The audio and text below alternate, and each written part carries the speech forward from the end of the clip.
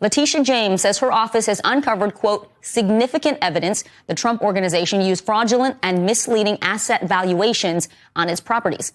The AG's office is now asking for access to file cabinets containing former President Trump's documents, even Post-it notes he used. The AG's office has not yet made a final decision on whether to take legal action. The move is being made in an effort to force the president, his son, Don Jr., and daughter Ivanka to testify.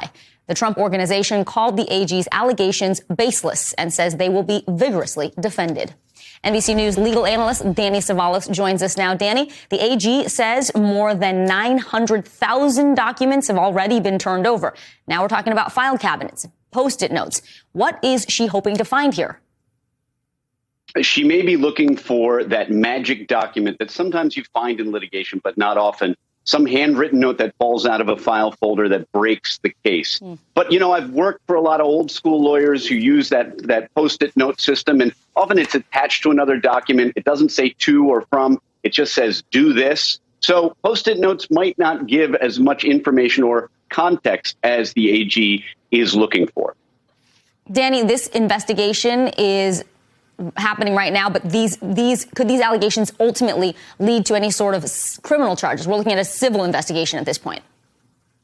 Yes, the Attorney General occupies kind of an odd position because most people think of her as a law enforcement agent. But in New York, the Attorney General is in charge of policing corporate activity to make sure that corporations run the way they're supposed to.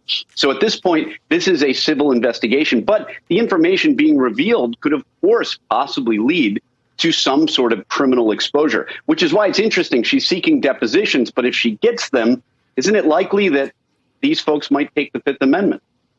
Well, we've not seen a lot of people talking in the January 6th committee investigation, so that stands to reason that could happen here, too. Danny Savalas, thank you so much.